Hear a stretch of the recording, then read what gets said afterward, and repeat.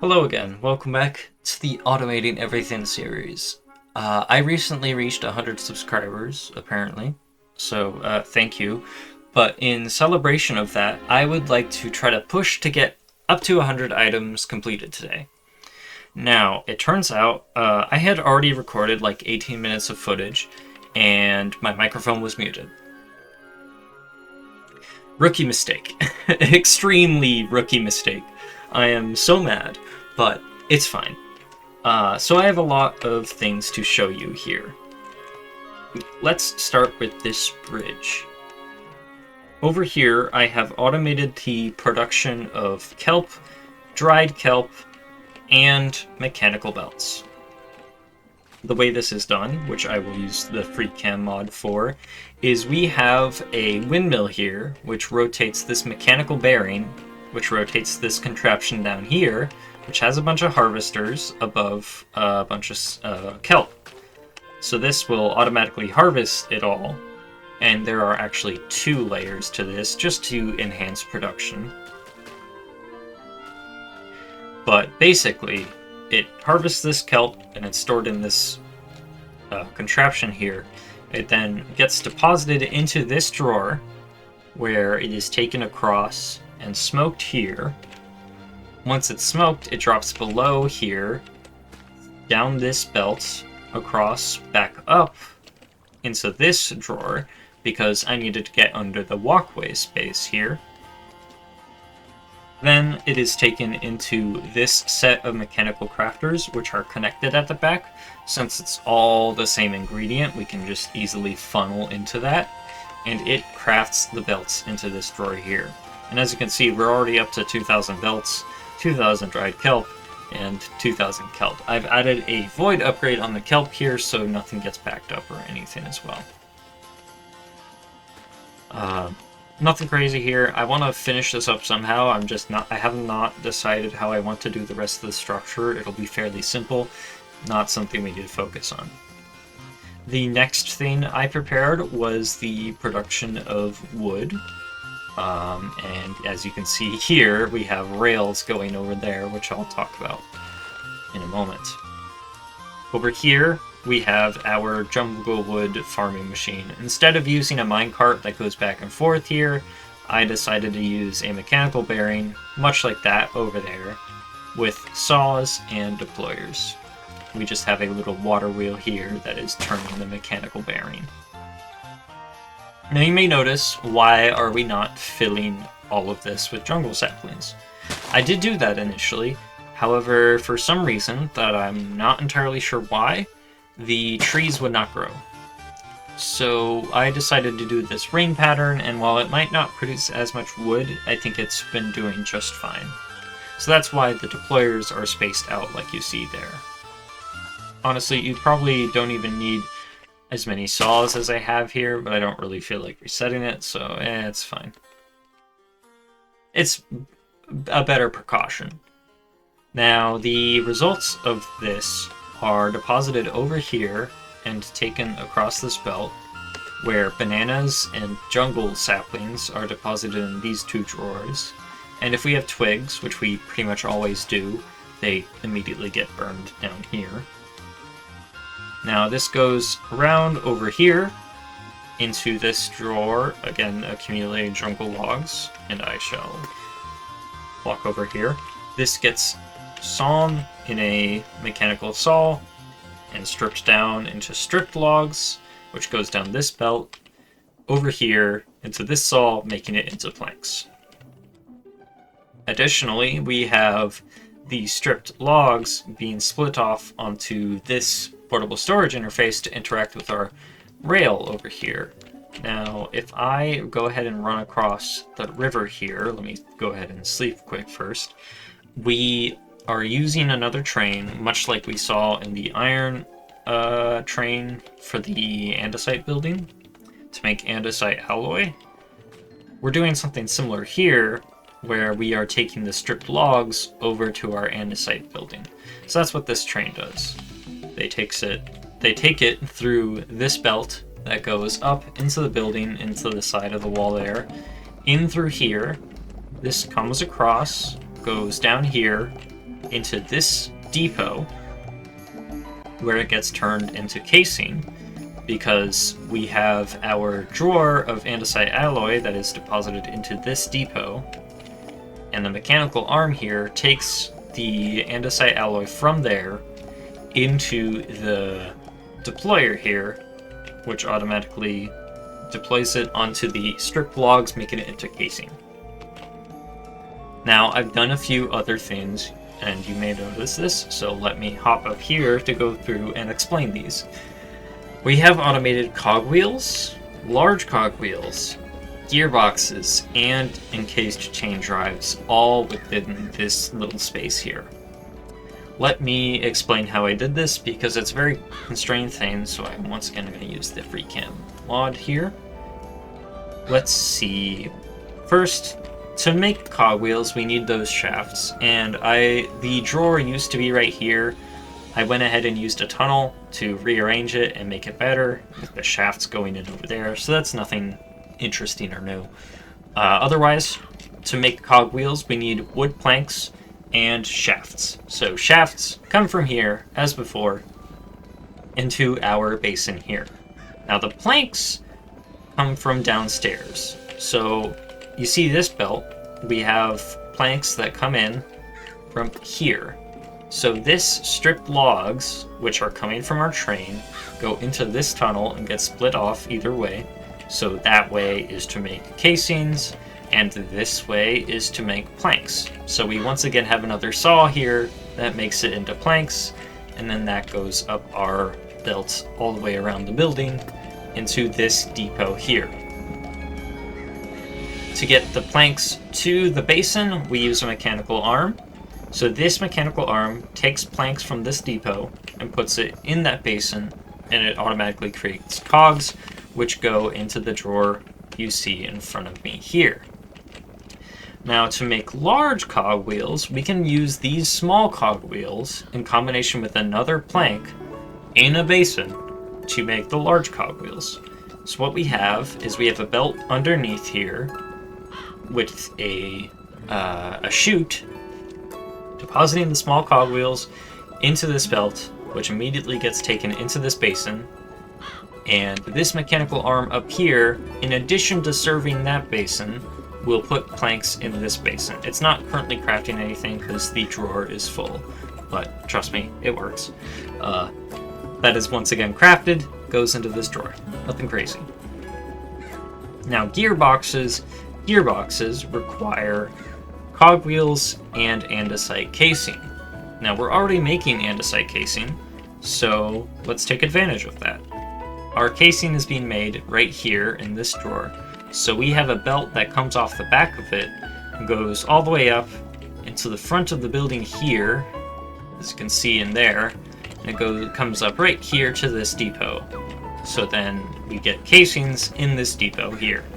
Now if I grab a few of these gearboxes, you can see this mechanical arm up here takes andesite casings and the small cogwheels, and it gets crafted into a gearbox. This mechanical arm is putting the items into funnels that are behind this, but it kind of looks like it's putting it straight into the crafting grid, so I think it looks fine. It's getting these cogwheels through this depot up here, which has a chute connected to our cogwheel drawer with a fan above it that pulls the items upwards, and then they get taken across this belt into the depot. Finally, we have encased chain drives. Now I use these a ton, so I wanted these automated, and I figured this was the perfect place for it because we have casings here and we have iron on the floor below. So what we do here, all you need, it's a shapeless recipe, so you just need andesite casings and iron nuggets in a basin, much like we see with our cogwheels here, because those are also shapeless recipes. So to do this, we have a chute above our chest here that has iron nuggets. And once again, we have a fan attached above it that pulls the items up, and a funnel puts it onto this depot automatically. Then this second arm, which it'll be easier for me to show this way, this second arm pulls iron nuggets from this depot and andesite casings from this depot and puts it in a basin up here. That is then connected to a mechanical mixer, which crafts the encased chain drives, and then a smart chute deposits those into our drawer below. So yes, that was a very extensive explanation to this. It looks very complicated. It took me a while to figure out the logistics of this, but it kind of turned out nice because I can easily see, all the automation going on in the background there, and I like these mechanical arms hanging above you. But you can also easily access most of the things. Andesite scaffolding, kind of hard to access, but I also don't need it that often, so it's fine. It's the best I can do. And then this space is just kind of for extra blocks I have from this project that I'll eventually clean up, but not right now. I don't want to worry about that. So yeah, that is how all of this building now works, and I believe I'm gonna avoid putting anything more in this building as it is pretty crammed and we're producing plenty. If I need andesite alloy for something, I have plenty of space here to take a belt off and a funnel and simply take it out the front and do whatever I need with it. So yeah, I think it came out nice though. It looks pretty cool. I still need to work on this area. This doesn't look great. It just kind of tracks on grass, but I can work on that in my own time. That's fine. Now, I wanted to touch on a few things. First, I should say our current item count. After all, we're trying to push for 100 items here. So, with the new jungle wood, the kelp, and the new, crate things up there, we are now up to 76 items, which is great. That means we only need 24 to get to the 100 item goal, which should be doable, I hope. It might be a longer episode. That's fine. So, first, before we move on to that, like I said, I wanted to discuss a few things. First of all, we still have Cobblemon in this world. It's something that I believe 2 episodes ago I discussed that I would turn off and put into its own separate series, and I think that's still fine, but part of me does want to turn it back on because there are some interesting things we could automate with the mod, particularly Pokeballs rather, and it also just kind of gives me something else I can do while I'm sitting here building. But mainly it has some opportunities for automating things. I'm not entirely sure. I don't know if you have any thoughts. Let me know. Let's see here. Also, 2 of my horses died. So I had a horse for the longest time, since the beginning of the world, I think episode 1 even, I'm not entirely sure. But since 2023, and it died while I was making this kelp machine, because before this smoker here was protected, the horse just wandered into the flames, and I was standing over here, and I turned around, and I saw it run towards me before it burned and died. So that's why the grave is here, and that made me very sad and annoyed. So I got a second horse, and this was something that was lost because it turns out my microphone was muted in the clip I recorded, but I named it Whitby. And then in the middle of making the jungle farm over here, he died too. So I have a grave here for him. So you may notice that my new horse is nameless. Because I'm currently in the process of breeding some better horses that have better speed, health, and jump height, which is what this pen here is for.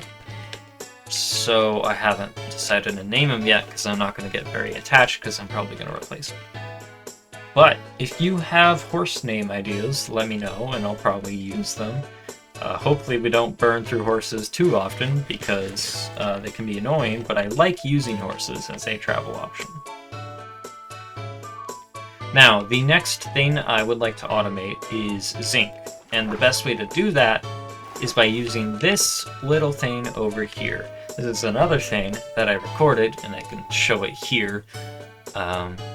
But we have this mod called Molten Vents, which provides different vents of different create stones, which you can activate with TNT. and then mine the block to generate that specific stone. So in this case, we get acerine. Now acerine, if we see the use of it, it can be crushed into zinc and also sulfur. But the bigger thing is zinc here. That would be huge because that can lead us towards getting brass. And with brass, we can get everything else we need. Let's test here. Is it like a cobblestone generator? No. I think this needs mined with drills. I'm not entirely sure. I have to go read about the mod again before I mess with it too much.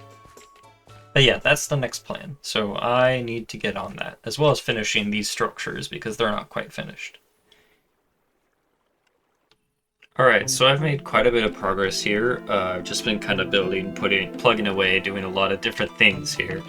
But here is what I have to show off. Well, both of these buildings are not quite complete, as you can see, but they're nearly there. I completed the Junglewood building in the meantime. So, let's look at this vent. Now, before I was incorrect in saying that you mined that block. You actually put lava around this, and then you mine those blocks. So what we have going on here, if I go into free cam, we have a train here that goes to the nether through that portal there, and it will collect lava from the lava pool there, deposit it into this fluid tank, which is then pumped over to these pumps here, which pump lava source blocks directly next to the vent. That immediately forms the acerine, as you can see here, which is mined by the drills above them. They go over on this belt through this little buffer chest, basically, up through here and into our building here. So if I go across and hop inside here, there's quite a lot going on here. But our acerine is coming through the wall here and into this barrel. So we're just automating acerine, but it's also being split over to here, where it gets crushed into our zinc and sulfur chunks. So as you can see here, we have sulfur and zinc moving along the belt into this. Sulfur chunks are taken through this belt into this basin, where they are compressed into just sulfur. Beyond that, all the zinc is going into this buffer chest, where zinc nuggets are directly taken out, because we crushed those as a result of crushing acerine. And then the crushed zinc, as you can see here, the crushed raw zinc rather, goes along this belt and is washed. And once it completes washing, then it gets put through another buffer, through here, and goes around to here. Now, one of the products of this washing process, as we may see in a moment here, is gunpowder. So we're also automating gunpowder here, as well as zinc. And this has been making quite a bit thus far. Now, there's a whole lot of other things going on here. First of all, much like what we did with the iron farm before, we're doing a similar thing here to make this cobbled acerine, just to supplement the production of zinc.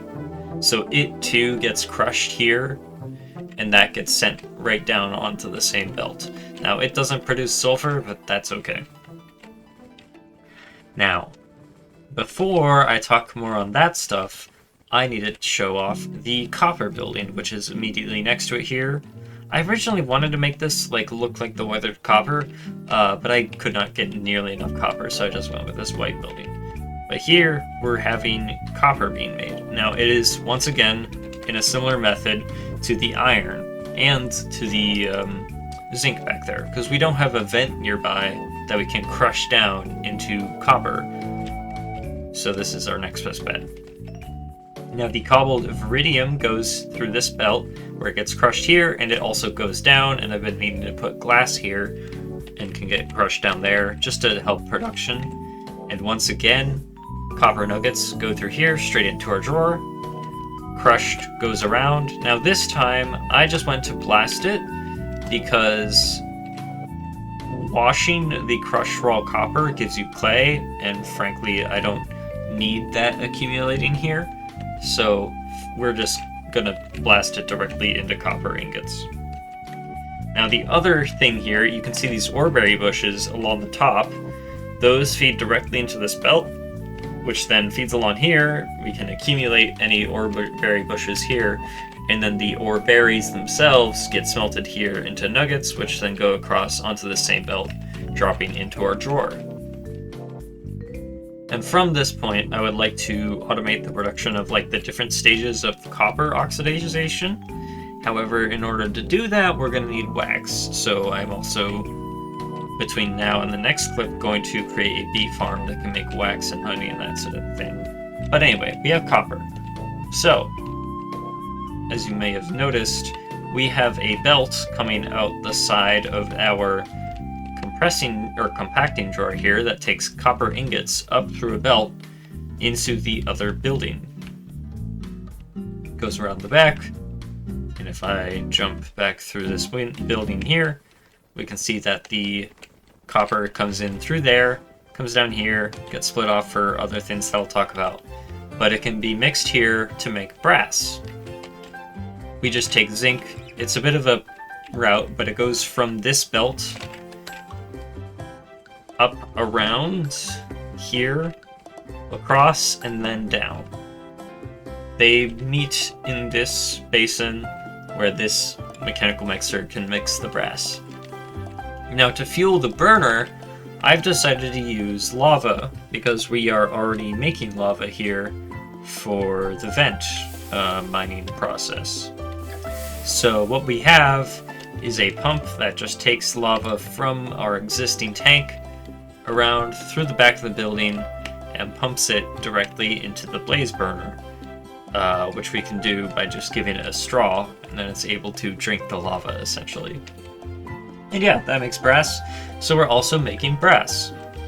Now another thing is we can make actually different rifle bullets or bullets here out of this brass. So we can compress this into plates, then we turn it into these brass cups, which then get drawn further into pistol and rifle casings, or just pistol casings in the back.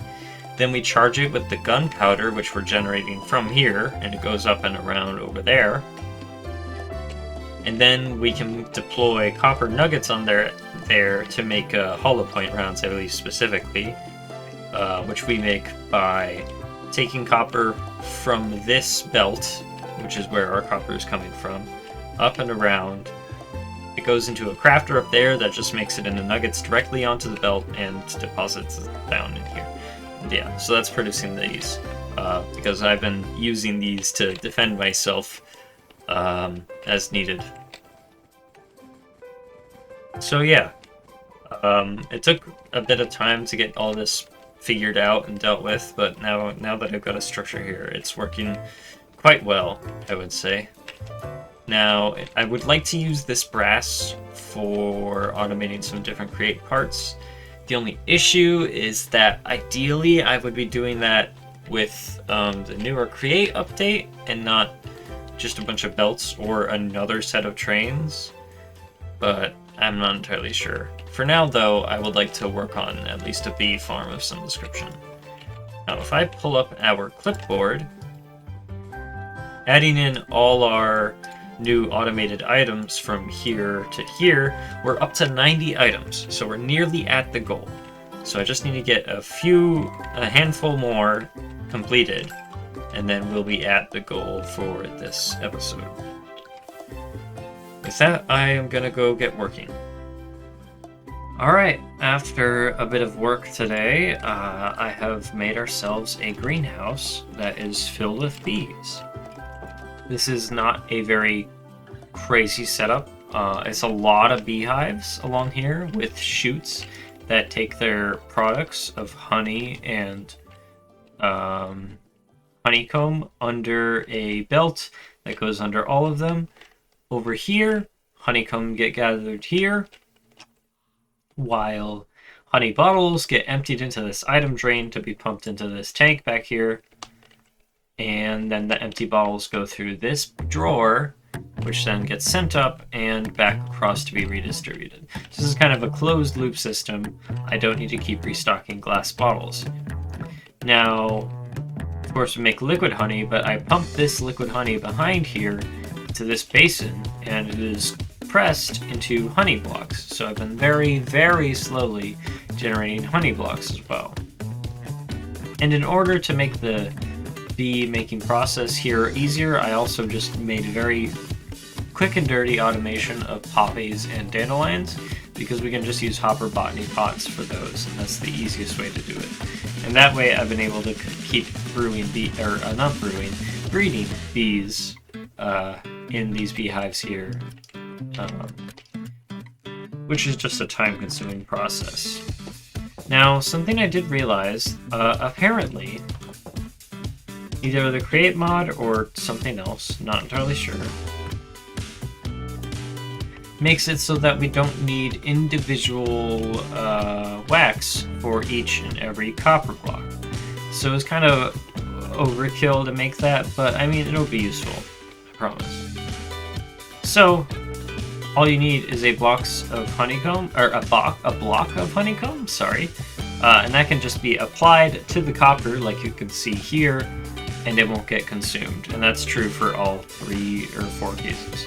So what we have here is we're just stealing copper from this belt directly to compress it back into blocks.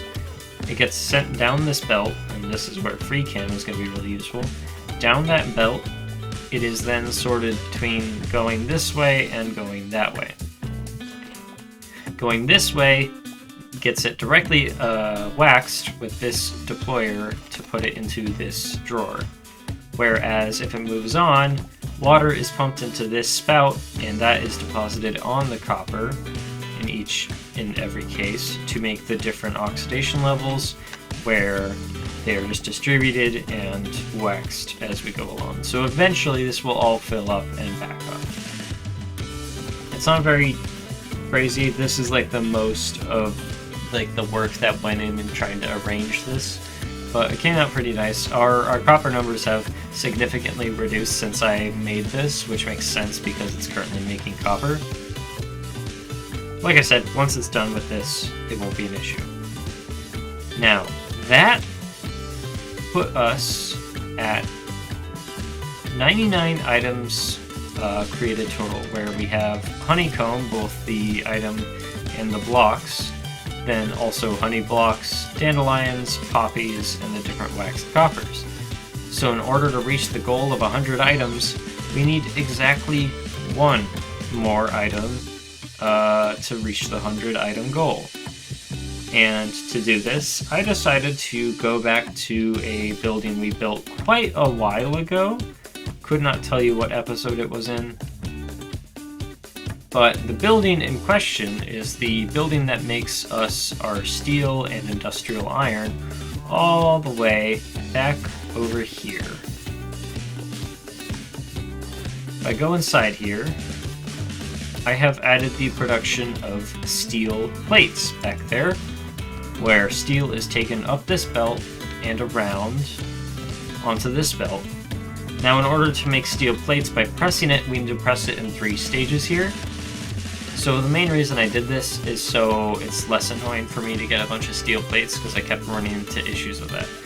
So yeah, with that, our 100th item automated is steel plates, and we have officially reached the goal of 100 items for this episode for 100 subscribers. So yeah, I mean, I don't know what else there is to really say. In the next episode, I would like to start considering doing some stuff in the cave here, and maybe automating more trees. That's the kind of stuff that can be very quick and easily done on my own time. But what I'm envisioning for this area down here is a lot of farms and like more natural stuff. But I think we could also get like food production down here, because I could really use more proper food production. Plus, it's just another nice thing to automate. So yeah, I hope you enjoyed this episode and us reaching 100 items. And, well, I'll see you next time.